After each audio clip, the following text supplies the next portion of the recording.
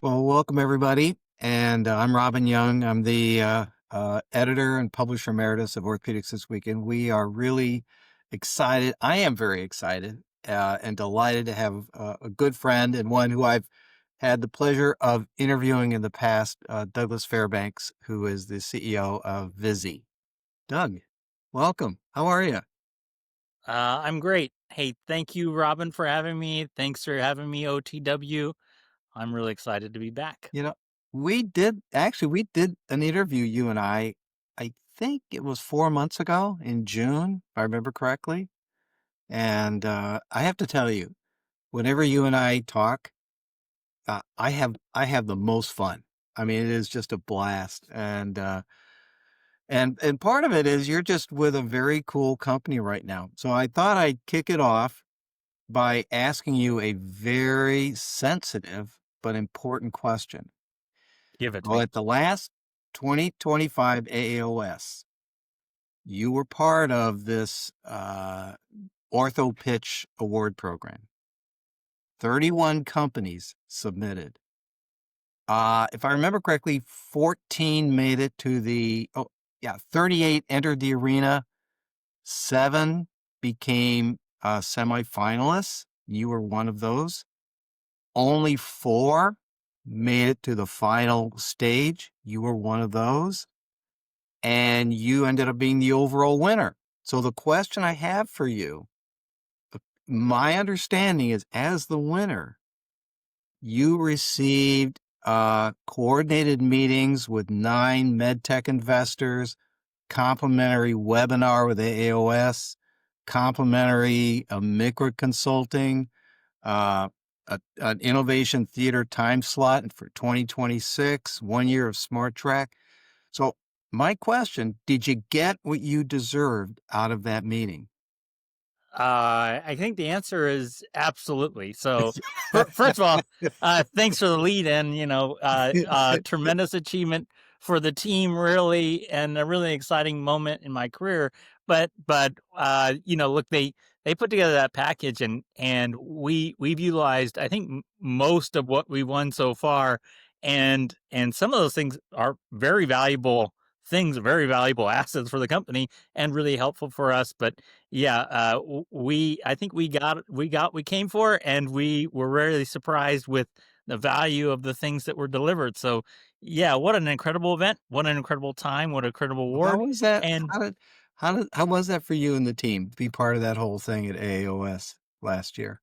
it was really great. Look, I've been with I've worked at a bunch of different companies, and this one is, I think, special, very special to me. I think kind of special generally in the things that they do. We had a talk with the engineers after the meeting. First of all, everyone's complaining, is attendance the same as it always is at Oh, AOS? yeah. Yeah, but the truth of the matter is that for 3 days straight, we had 3 and 4 people deep everywhere you could stand No, at the booth. I know. And we didn't stop giving presentations. Poor Andrew Fisher, who does the demos, still ranging a knee in his sleep, as he thinks about telling people about, spatial computing and total knee replacements.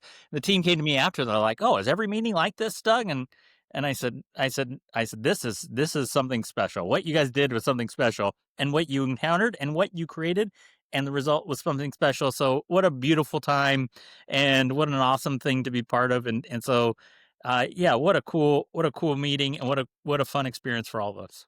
Well, I think we'll look back on this years from now, and it'll be before that meeting at AOS. And really, if you don't mind, take a second and you just reference it. Talk about that one short video of you and your colleague moving the knee, and then what's going on with the camera. Yeah, I think it's a great it's a great question. And look, I've never gone viral before. Um, and so, the closest thing I may ever have is that video. But we were in a back room somewhere giving some presentations with our technology, and the team had really pushed to do this thing with the technology at AUKUS in 2024, which said, "Hey, look, we're going to do live tracking. Tracking is the big deal. We had been told by a bunch of people that's impossible. It's not going to happen. And I said, let's go do it. And the typical VISIE fashion, the engineer's like, okay, let's go, and just set out to solving all these very complex problems. But what you see in this video, where this robot follows a knee through range of motion, is actually a very complex problem. What we said is we want you to have a computer that uses a camera to looks at anatomy, understands what the anatomy is going to do, understand where the anatomy is going in space, kind of the core of what we are, a spatial computing company. And then we also want you to drive the robot to follow it. And the analogy that I use that I think might be best is, hey, look, we want to film a race car going around a racetrack, but we also want you to do it while holding a camera out of the race car and drive the race car on another car next to it, right? And so, the team is saying a moving object following a moving object while mounting to a moving object, very complex problem, Doug. And I said, well, thank God I didn't ask you how hard it was. And we just did it, right? So we put this video out. It's 11-second video. And that 11-second clip had been viewed 137 hours worth within 3 days. So people just boom over and over and over and over. And, I couldn't walk across the floor at AUKUS without someone saying, whoa, what have you done? Can we participate? It was really a cool moment in kind of innovation. I'm excited about innovation, but it was really a cool moment for the company and for us to be able to be seen in a real way. Well, when you talk about spatial computing and you describe it with English language, you got to think about it. It's not easy to understand right away, but when you see that video, you get it immediately.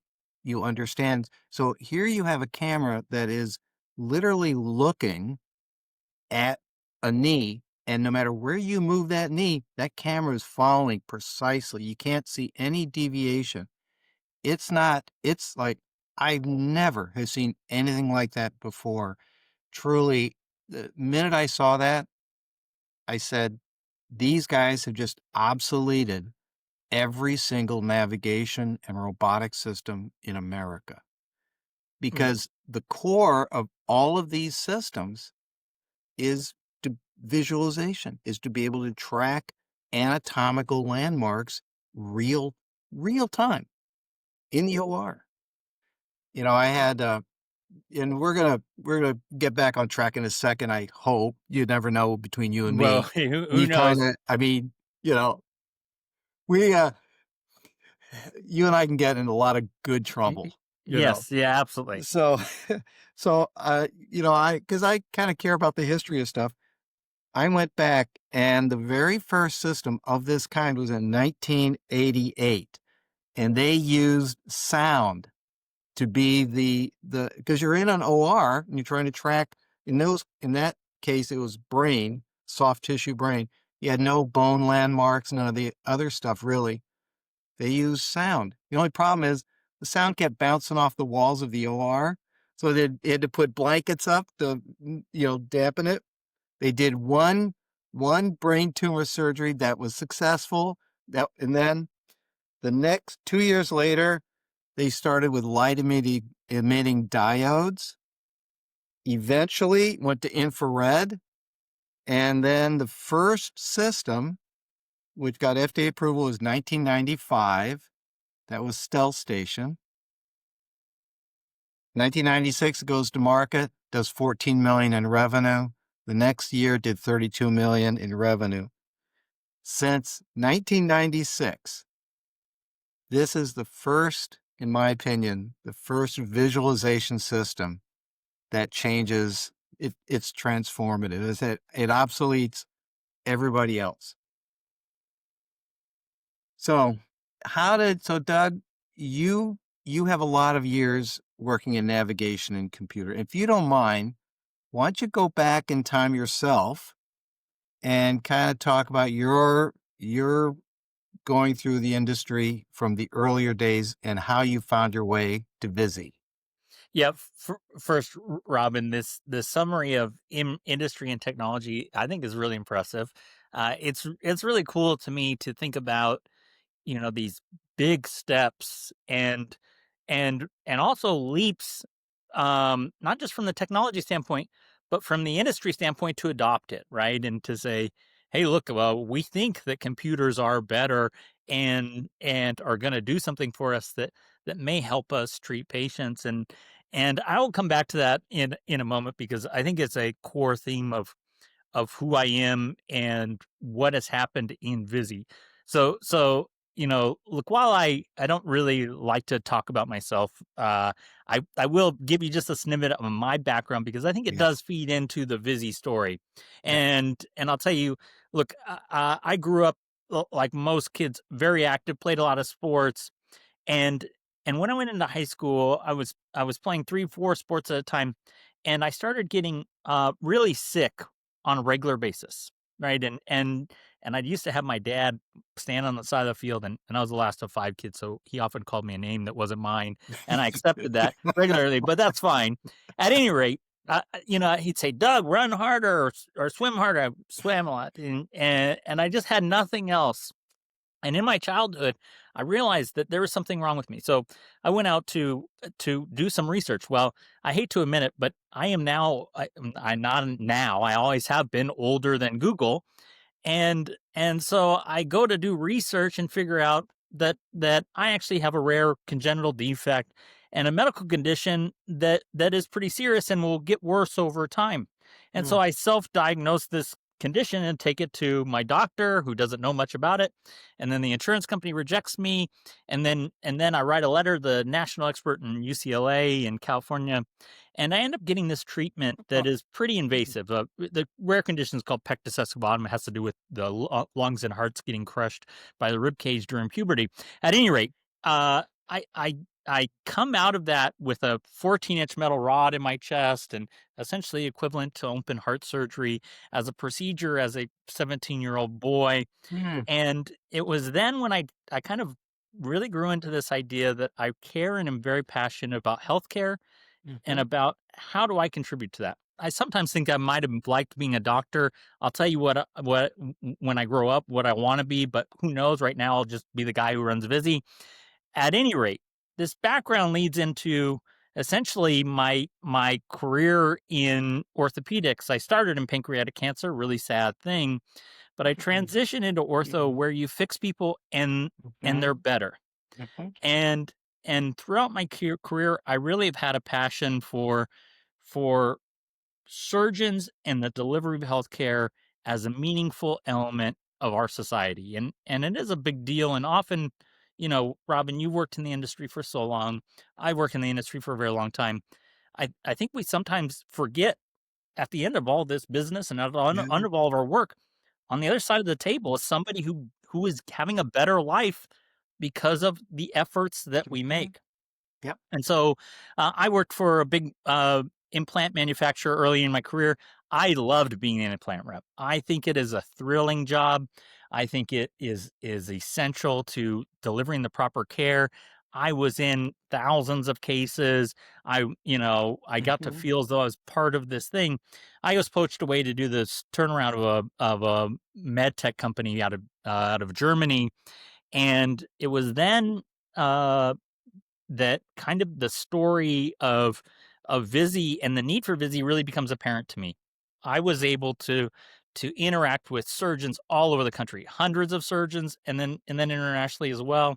I did 200 flights a year for nearly 10 years, so lots of travel time, and what I got out of that experience was in introducing technologies and interacting with so many different individuals, you get this thing that they refer to in other industries called pattern recognition. Yep. I'm not sure if you're familiar with the term, Yep. but pattern recognition is essentially, hey, you get lots of at bats and you understand how your interactions are going to go. And so when you think about surgeons, I was introducing technology, and you'd see some variables like, hey, my philosophy is this, or I was trained this way and I believe this. But when it came to the implementation of technology, I kept seeing over and over, we do not like pins. We do not like rays. Why am I doing all this work? What Yep. is the rigmarole here? It's a mess. And it was just universal. Like you didn't have anybody standing and saying, hey, look, I want to put an extra hole in this patient for the thing that is required for me to use the computer that gives me some information. I like the Mhm. information. Don't Mhm. make me do the other part. Mhm. And and it's very fortunate for me to have spent the time in the OR with surgeons to be able to realize that. And I carried that through my career. And when I saw what VISIE at the time, Advanced Scanners, was doing, my eyes lit up. I said, this is it. This is the answer. Advanced Scanners at VISIE, they didn't know that they had the answer yet. And, I was in this place where I said, the solution that is here will change healthcare, will change orthopedics, health, neurosurgery, oncology. This thing has the potential, and so that's why I'm so resolute. So if the question is, how does your career trace through this? Look, I was very fortunate. I've been able to interact with very closely with surgeons and physicians, and to stand in the OR and see the problem.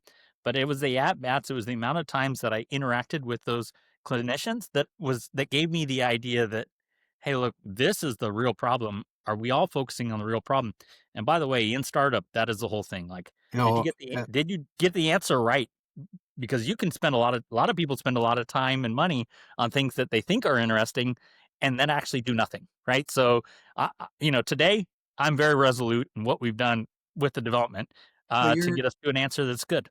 yeah, your background though matches. A lot of people are in this industry because either they themselves were patients, and surprisingly large percentage of the engineers in our industry had that experience. They went through a healthcare journey themselves, and they saw how it all works.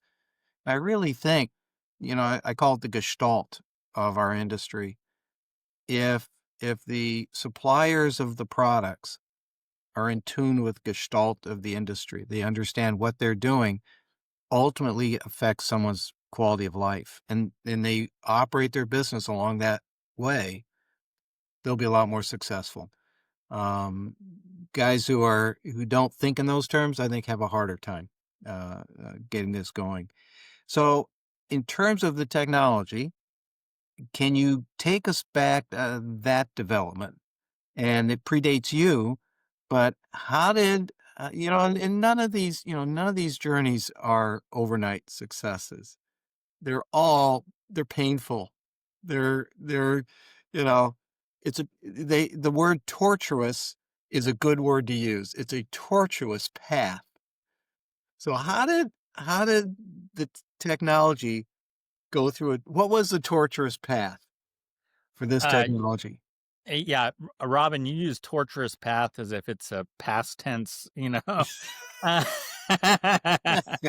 uh, I know. it, Uh, some days the well, torturous path the is weird the one part I is wake up. Yeah. people who do this, they do it a second and a third and a fifth time. Yeah, and there's those of us that just enjoy the torture or something. That's got to be the answer. So, let's go back to the Yeah. kind of fundamental. So, look, I took you kind of through my career and my personal journey with this, but also the knowledge of, hey, look, that a computer helps folks. And by the way, there was a point in my career in which I got recruited to do this German medical device turnaround, and I just left my really good job, and I was sitting in my car, and I said, "Did I make a good decision today?"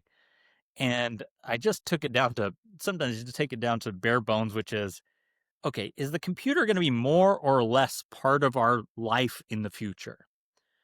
It just asked a very simple question, and the answer to me was absolutely. And this was, I don't know how many years ago. I hate to say, maybe probably 10 or so years ago. And I said, absolutely.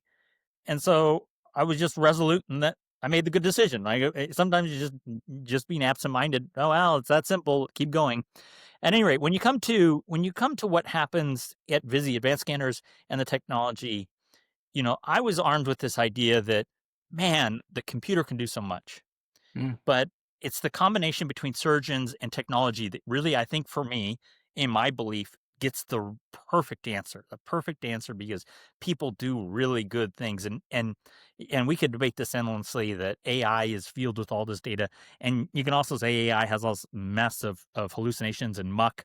But aside from that, what you do is you have surgeons who are classically trained, right?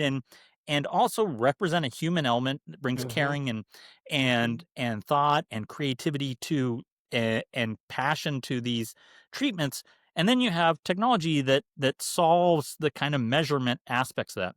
So when I saw that that, hey, look, the combination of the two was really the best outcome, and that I'd bet over and over in my career that that was the right answer, and luckily the market kind of follows that.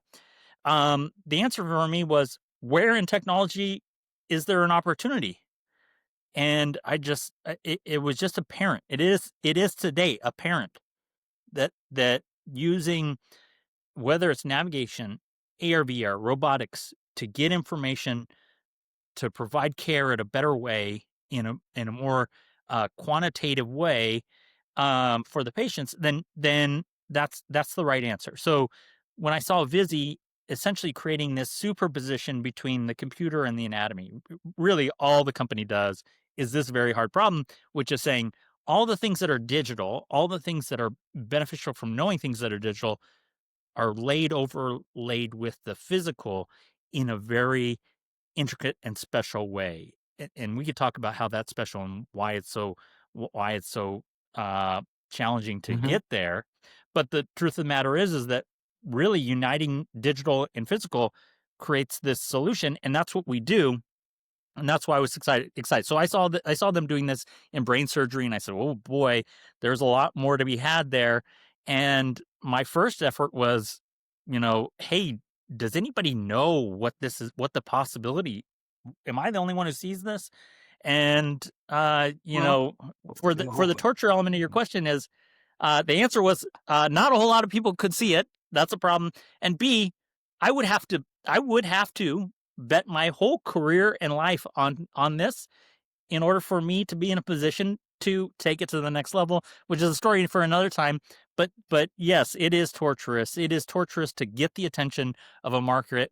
It is torturous to convince people of the value of something, and then even then have to reinstate that over and over. Sorry, Robin, go well, ahead. no, no, but that's a fairly common, the original stereotactic surgery, which is the foundational technology that led us into navigation robotics.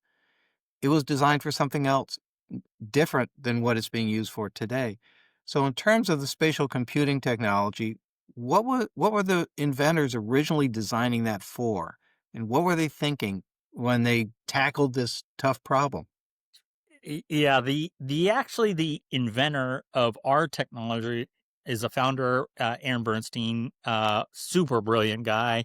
Aaron, if you had Aaron come do his introduction, by the way, I've had Aaron introduce himself a lot lately, and I'm always still impressed. He was working on lasers that were measuring the center of the Earth's core.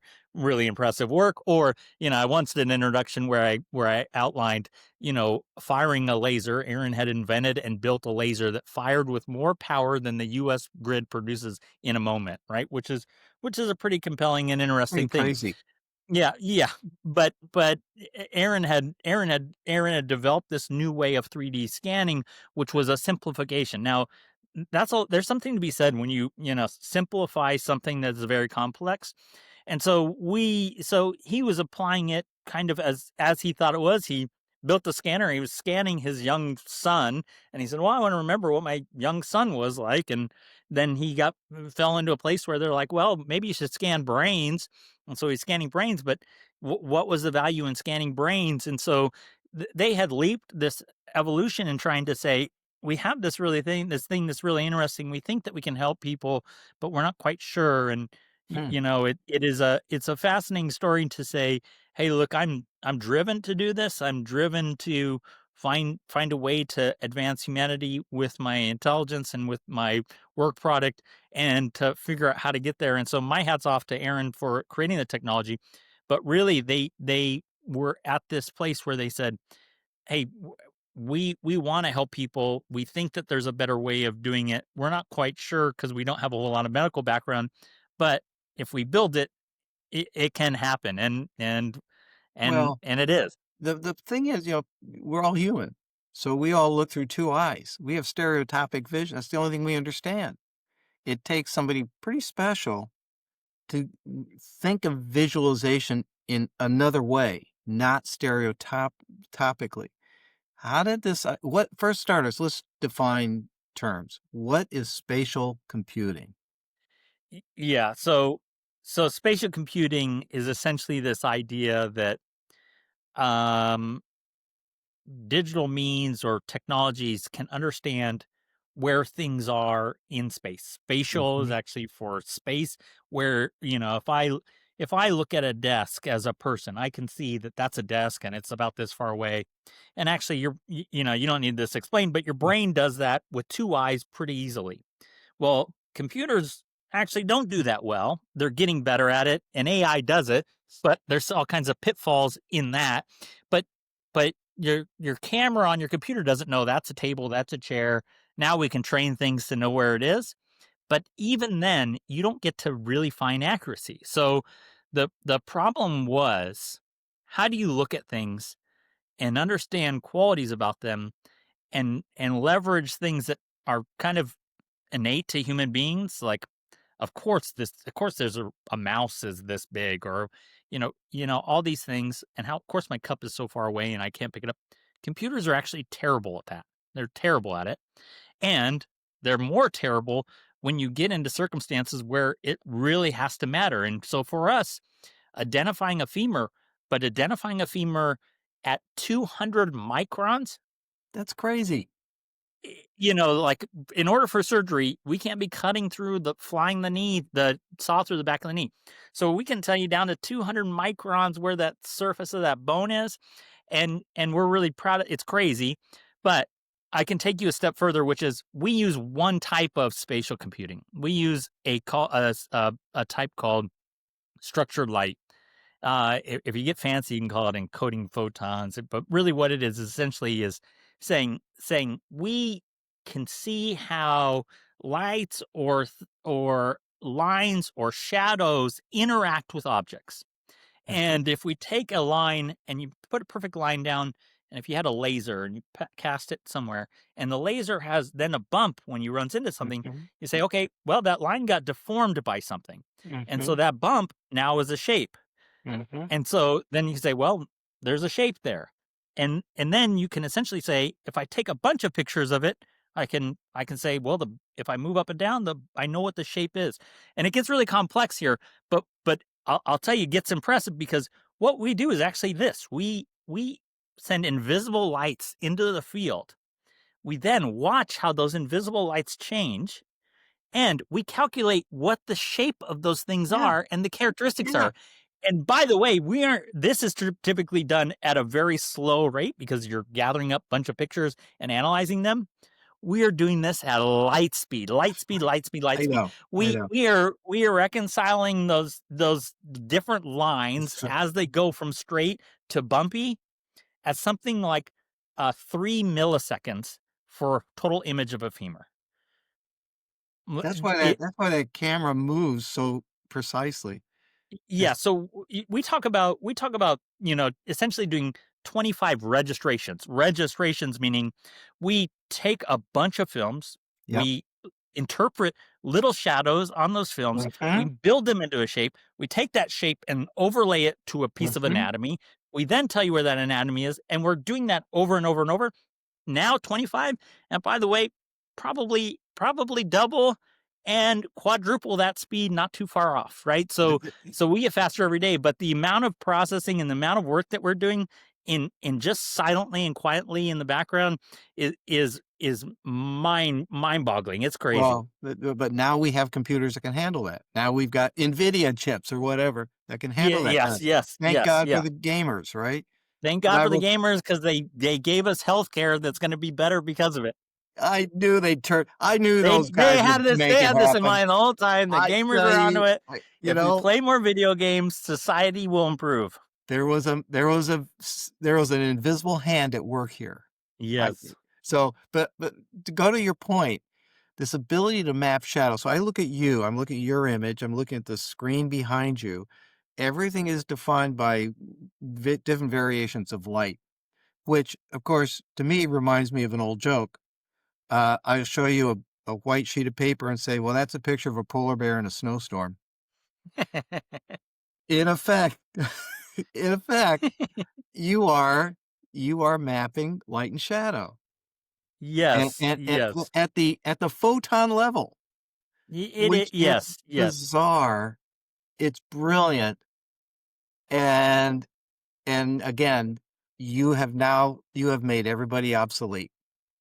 That's Yeah, what you we did. Not you yeah, personally, but well, that well, team you've got. the work is Robin, the work is not done, but it is actually cool, and we actually will say we're looking at lights, but more often than not, we are measuring shadows. And how do you Yes. measure a Yes. shadow? What Yes. in the world? What in the world is that?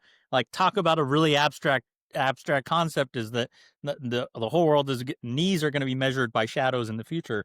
Well, That's there's some good right. tagline that we can pull out of that. No, that's exactly right. I mean, and proof's in the pudding. Yeah. Proof is when you put it to work, how it really delivers on the promise. It's just Yeah, Robin, you talked about the demo, and by the way, I'm very pleased that the demo and the team. oh, yeah. It's not me. It's not me. I'm not. I get to stand one, Yes. but the team does this, and the demo was really cool. But really, when the technology, by the way, gets gonna is going to definitively going to be applied. Um, it really should be invisible and silent, and what it should do is just quietly solve a bunch of Well, problems without anybody ever even noticing. And that's our goal, is to say, hey, look, we'll be there. We're going to make life better. And you may not even know that we exist. Meanwhile, we're working in lights. well, We are you passing lights just and shadows invisible in and out of the field. And you won't even realize. but you're enabling it. You are an enabling technology. What you're enabling is you're enabling the surgeon, you're enabling the team, you're enabling the system to do better. That's what you do. You're enabling all these guys. So let me ask you a question. And and and I envy you how much fun I think, are having here. Although it's hard work, torturous is the right word. But what an amazing experience you and everybody at VISIE is going through right now. And someday we'll do an interview in 5 years. We'll look back on this.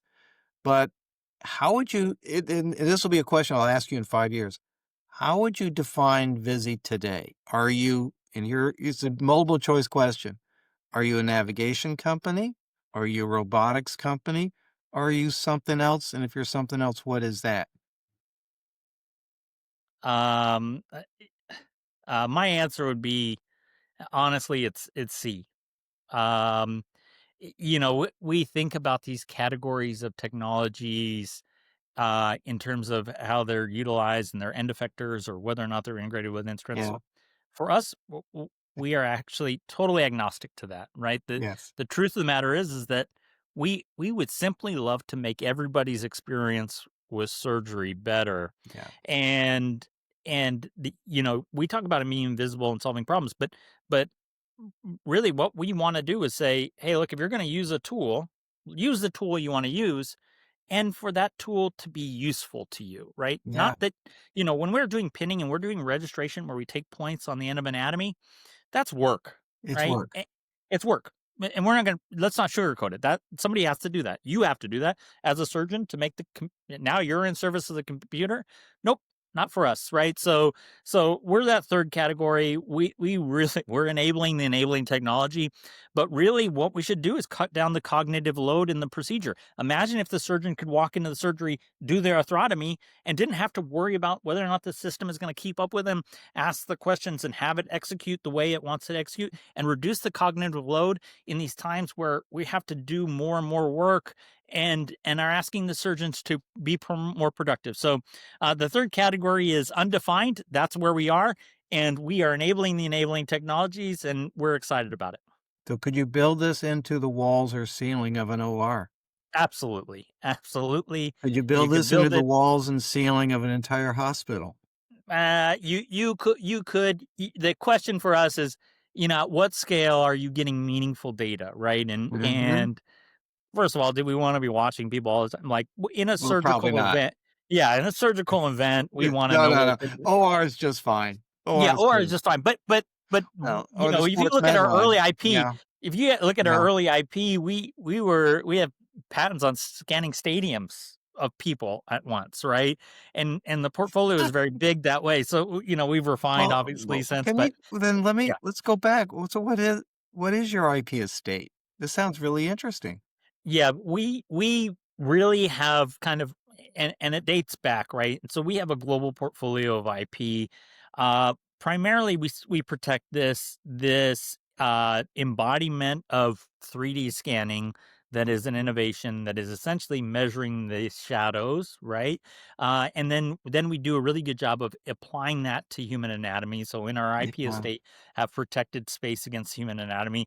We actually have been so busy creating new IP that we haven't even bothered to see if we have to protect our old stuff. We're very confident that it exists there and it exists globally. But the truth of the matter is that being able to use essentially structured light for anatomy is something that we've gone through for a time. And then we have different embodiments of it as it applies to different use cases. And then in our old IP, we got a bunch of stuff that might be a little bit bizarre, but it is what it is. Then you move into our recent portfolio, and we have a wonderful chief IP officer that we hired away from Nuvasive, that we hired from for previously worked at Nuvasive, and we've got a surge that happened in 2024 because we got out in front. We said, "Oh, there's a bunch of real estate here," and so I think that we've had like 15 provisionals that are converting in the next weeks, My weeks gosh. and months, and really good application stuff for commercial capabilities in different indications. And we're really excited about being there and to do more and really professionalizing our IP How portfolio. But it's been long and pretty extensive work. how large is the company now? How many employees and where and by the way, where are you located? We're in Austin, Texas. Hmm. We love Austin. We're Austin people. Um, I hear it's we a have weird place, but okay. Yeah, yeah, well, you come visit the office, it will get real weird. But look, like we take all comers. We have a bunch of really bright folks. I don't know what the employee count is. If you count the lawyers, probably double whatever it is. Uh, but that's a medical device company. How We gotta. But we are really good. We have a core group of engineers. Location does matter. Somebody asked me this in an interview once. They go, how do you think being in Austin has affected your company?" And my answer was, I don't know, probably not. And then I thought about it for days, and I said, actually, Austin does affect us. By the way, we get tech talent here that you wouldn't really get in other spaces. Yeah, we're a little bit light on what you traditionally have in medical device, but our technology is really required is very, very deep tech focus. So Mm. that being said, we're in Austin. We have a group of core engineers, and what I think is really cool about VISIE is that the engineers and the team almost doesn't know how to stop. Like they don't know how to like, oh, that's a problem, we can't solve it. Like that is not in the vocabulary, and it's one of the coolest things ever. And maybe we don't know better that, hey, there's problems you shouldn't try to solve. We just all get together and we say, well, this is a problem. And often I'll come into the office, and this is an example from maybe Mhm, last year. I mhm. said, man, modern knee replacement requires ligament tensioning and understanding of ligament tensioning. And that's really hard for an optical device that has to look at things. And I just said it in the hallway because I'm worried about it for a while. And the guy next to me who has no professional orthopedic experience at all, he says, "That's not a problem, Doc." And I said, "What?" He said, let me work on it." And literally a week and a half later, he had built this thing that essentially gave us the solution on soft tissue tensioning. And he said, "Well, would you?" And I said, "That is incredible." He said, "When you have a problem or when you're staying up at night, would you just come tell me?" And it's really great because I often will get moments where I'm like, "Oh, this." And they're like, "No problem." And it's really great. And it's hats off to the team here at Visi, because they're remarkable individuals who kind of have fun in the times when everybody else gets scared. In the times when you're like, "Oh man, a hard math problem." They're like, "No, it's all math. We can solve that." Right. So it's a really cool environment, really cool company to be a part of. How much time are you able to now spend with surgeons as opposed to people who are knocking on your door wanting to know if, they could partner up with you? Um, I don't know. It feels like every moment is accounted for. I'm sure But it is. but No, we I'm talk sure it about, is. well, yeah, I'm you sure it talk is. about the torture. When's There is far worse problems than people calling you and liking you, right? So we will accept that. We do regularly look. This is this is fundamental. And by the way, I do Yeah, want to make sure that I answer this. I'm not. sure. We'll set No, all go the ahead. joking Yeah, yeah, aside. The yeah, truth of the matter is that we are very, very passionate about surgeons. yeah. Right? Surgeons are at the Okay. core. Yeah, Surgeons are at the core of these yeah. procedures. Mhm, Surgeons make decisions about patient care, mhm. and VISIE in no way, can exist in a world where surgeons aren't telling it how, aren't giving some guidance to performing a treatment of a patient. And so we're really excited about being hand in hand, or hand in glove with surgeons. We have folks I regularly the phone text messages, "Hey Doug, are you working on this?" Or, "What's the status?" And we hold ourselves accountable to saying, "This is the status. This is how we do it." I'm sitting at a cadaver lab as we speak, right? This is my office, sitting at a cadaver lab, and we wanted feedback. We couldn't fly the person that we wanted in for the moment. So guess what? We're virtually having them in. We're working on the device. We're working on our company with them remote, and it's just how we make things happen. So Vizzy is very passionate about its surgeon relationship, and we tie that into the product at every part. And really, I think uh if we get this right in my book, we do the work on the front end and no one has to see us ever again. And it Yeah. just works. It just works for you, and it's there, and it's dependable, and it allows you to do your treatment, and it's reassuring that it exists in your OR. But not a lot of whole mind share goes to, oh, do we have to pay attention or service or do things for Busy? So the current product you have now, and is there a brand name, by the way, for what you've got? And where are you in the regulatory process? Yeah, so right now the company is prepared and moving towards a classification as a subcomponent, right? So that is actually a pretty advantageous route, Oh, which yeah. MICRA has validated, and we're really happy about that Well, because did was this one of the free microservices, or did you pay? well, we paid, and we also have used some free services. So, Got a credit? yeah, but we think about this subcomponent. And by the way, the microservice is great. Well, but look, I like the micro guys. IQVIA owns Micra now. Who does? IQVIA owns Oh, Micra, really? Yeah, I did see that. and IQVIA's got more money than anybody. So Okay.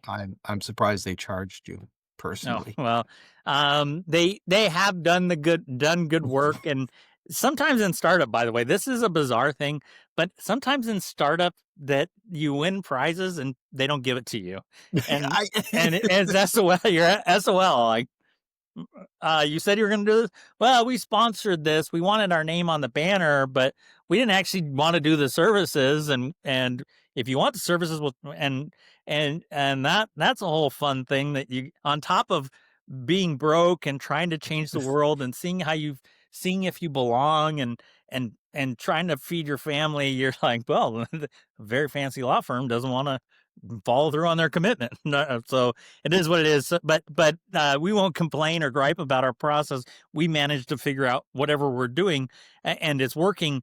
But when we think about what our regulatory pathway is, to draw back to a real answer, regulatory pathways, we're subcomponent. So what we have to Mhm. do is we have to engineer the device to certain standards. We also need to have some regulatory fine as any disposables that we put in the procedure. We're actively working on that, and that's something that I think is important to us to make sure that we have things that are safe for patients and comply. So is it? That being said, is Mhm. is the biggest piece of what Visi will do in the next days and weeks or months is to essentially establish, the design requirements for the device to be built along somebody else. You're not going to use a Visi sees the patient and tells you where it is, but that leaves out the whole back end, which is navigation, AR, VR, robotics, and Yeah. somebody then gives you some end effector position or some tool position. Mhm. We can give that to somebody else, but we actually are kind of behind the scenes that way. And so that's a big next step for us. We're prepared for that. We're excited about it.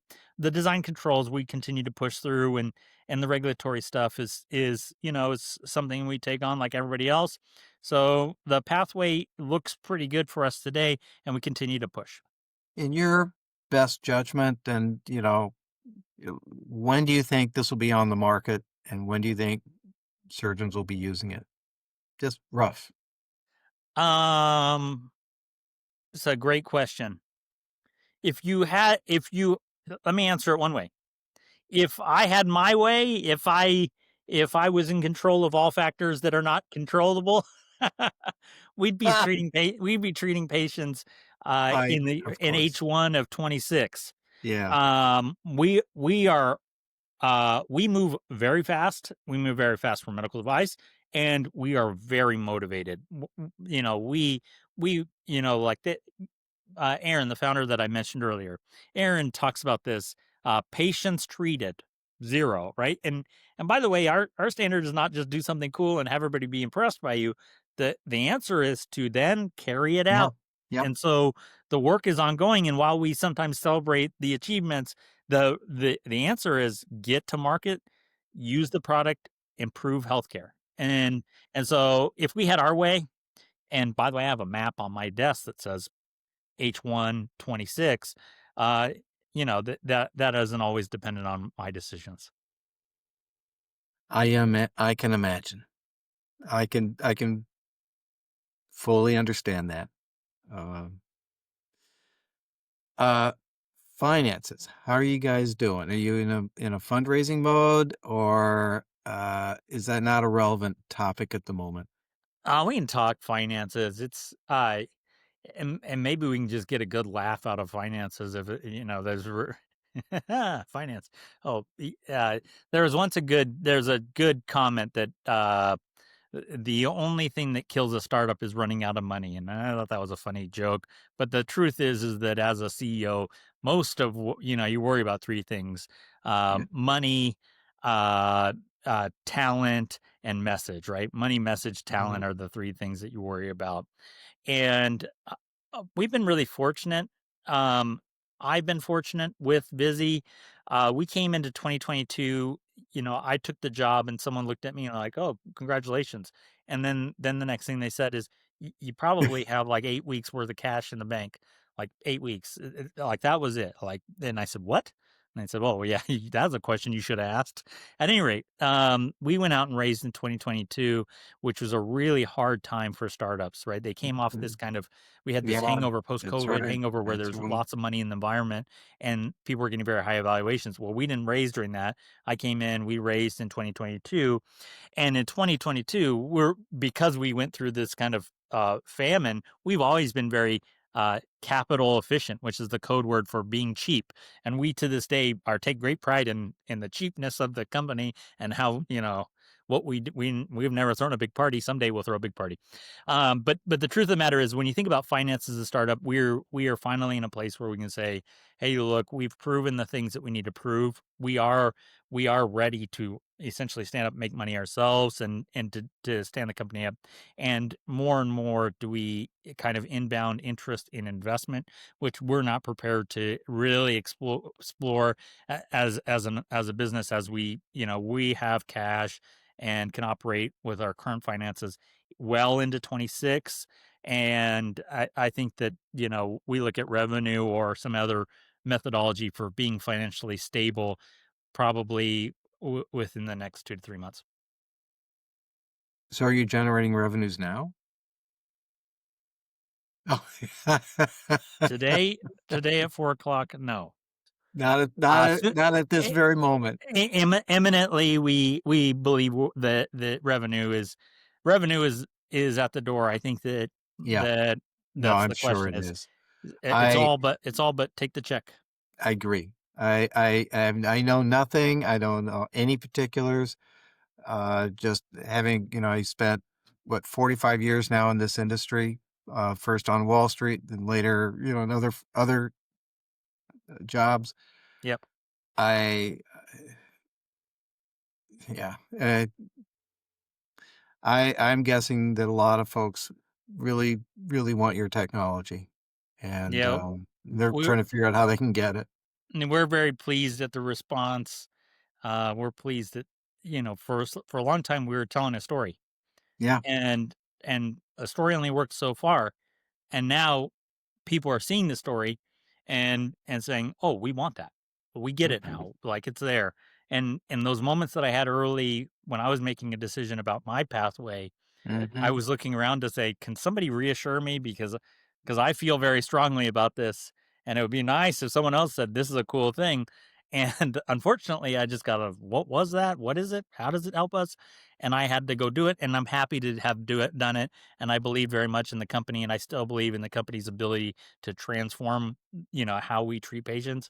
And I think it's really exciting that others are catching on to it, and we welcome anybody who wants to Yeah. be a fan of his. Well, and a lot of people use the word transformational to describe a technology. And for me, in order to be transformational, you literally have to obsolete other people. You're not really transformational until you replace other technologies. And optics in the OR, we haven't had any really significant new technology for 25 years at least. Uh, and uh, And and and the fact that this is so down to the sub is it the down to the micron level or submicron level? We're at micron Just level right microns, now. Yeah, yes, yeah. So not which is submicron, but which is yeah. really astonishing, astonishing. And with that level of resolution, so many things are possible.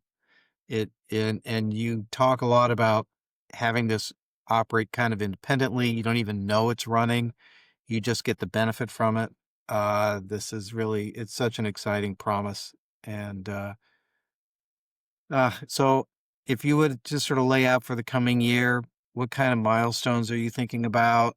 What can we look forward to? And then, of course, as a private company, a lot going on. I'm really thinking in terms of future press releases that we will look forward to covering at Orthopedics this week. Yes, Uh, so if you look ahead 1 year, outside of getting your free booth at AAOS next year, which I'm gonna go visit you at the free booth. That's real. yes. Now, can you demand a large booth, or do you have You to can, take what you well, get? the thing about this is you can demand anything. Will anybody do anything for you? Eh, Yeah, well well, yeah. Sometimes I go home and demand things and I get laughed out of the house, but but Yeah. it is what it I've had is. so if you look ahead a year from now, what sort of milestones are you comfortable talking about for VISIE? Yeah, look, VISIE really likes to make a big splash and to do things like that. That I think that the engineers in some ways hooked on this. Like, how do we go bigger than we went last time, right? And so we won Ortho Pitch at Academy, and we stood there at Ortho Pitch. We had 2 and 3 people deep everywhere through the booth. And one of the stories, or one of the things that came up a couple times was, "Oh, well, this will just blow up when you put a saw in the field, right? If it has to see the anatomy, once you Oh, put a saw there, it'll yeah, be terrible." yeah. And the engineers came back and they said, "Can you believe they said that?" And I was like, "Well, is it going to blow up?" And they said, "We don't think so." But one thing that happened this year, and it's pretty cool, and we just press released it, and then I'll look for it. But the answer was is that we don't have a surgical robot here. The team built a surgical robot. So they went and got a saw. They essentially took the Kuka arm, they mounted a surgical saw to it, and they had the scanner drive the saw into the knee. So we will show this at AUKUS in a handful of weeks, but we are cutting knees with a saw that we So the invented. so the so your spatial computing camera is going to drive the saw. Yes, yeah, and we've done it already. It's great. It's really great. And the fact is, the background story is we don't have a robotics engineer in the company. We just have a bunch of spatial. And the poor guy sleeps under his desk, and he's like, "Well, I got to program a robot now." At any rate, we did all we did all Do six you feed cuts in him? the yeah, we did all 6 cuts in the knee, Yeah. and the thing went really great. And so we'll show that at AUKUS this year. We were really excited about it because we're like, "Hey, look, pins and arrays, saw in the field, debris, the vibrations of the saw, all these things, the thing works." And so we tackled this big thing, and we did it something like 3 or 5 weeks to stand up a surgical robot. We're not going to sell a surgical robot. I want to be clear about that. We're not a robotics company, but we did this as a proof of concept on that. So that's a big deal for us. We get into some things very soon that are kind of boring. DFM work, design for manufacturing. These are all things that are good milestones for the company as we continue to progress towards delivering a real product. So those are the things that happen in the next couple months. So big saw cutting of the knee this summer was our big event. We're going to move into some kind of technical things associated with delivering the product. And we look at next year as the year where we really look at the proliferation of the technology as it moves directly into the field in a number of applications, right? And so we think about, we've done a lot in ortho, but we are really excited about some brain things. We're really excited about continuing to essentially move this into market. And so the milestones that are probably most evident on my mind are delivering of the first device for some FDA clearances that we look at for disposables or things that go into the surgical field. These are kind of less exciting than driving a surgical robot, but we will anticipate that in the next year we have another kind of big announcement, and we're excited about the future capabilities of the technology as it goes faster. I'll tell you that we say 25 hertz, 25 times a second is how fast we register. It's actually a little over 25. You'd say, okay, that's fast. It's in a lot of cases faster than human perceptions. Gamers, to tie back to gamers for fun on this call, some gamers can see over 25 at 30 hertz or so. But the truth of the matter is that the scanner essentially goes faster than people can realize it's doing it. But we can see that we get a doubling in that speed, and that's not far off. And Oh then my and then gosh. into hundreds of hertz, right? So those are Wow. things that are on the roadmap. Those are things that the team has pathway to. We aren't at theoretical limits for these things. We mostly are limited on the amount of time we can put somebody in office to work at their computer and to solve another problem. So you'll see speed improvements, you'll see embodiment improvements, and you'll see a bunch of maybe more boring regulatory approvals in the next 12 months. Regulatory approvals rather are not boring. They get you to market. So I have to say as an author, I think you've moved this company beyond vision. You are now doing a calling. And so just kind of close things up. And this has been a wonderful discussion, Doug, as our last one was also. Um, if you could speak to every surgeon who is still using pins and arrays right now, what would you want them to know? And we've talked about this already a lot, but just sort of putting a capstone on things. What would you want them to know about what's coming from VISIE specifically, but I think also coming in their future as surgeons?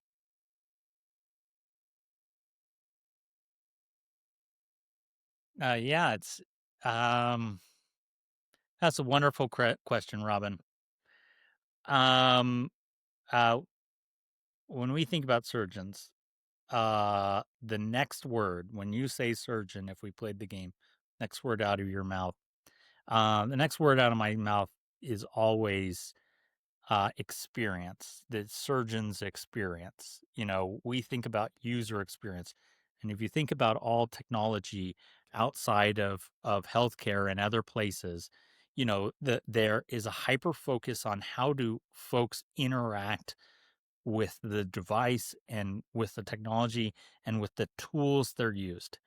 And I can't think of a more important place than in an operating room for your tools to be in total sync with you, right? And so for them to see and understand the things that you see and understand, and to get out of your way when you need them to Yeah. get out of the way, and to help you when you need help, and for that to be kind of seamless. There's this idea, the singularity, the idea that digital and physical comes together, and Visi really does hope to create this singularity between technology and the patient, in order for the surgeon to apply the best of both worlds.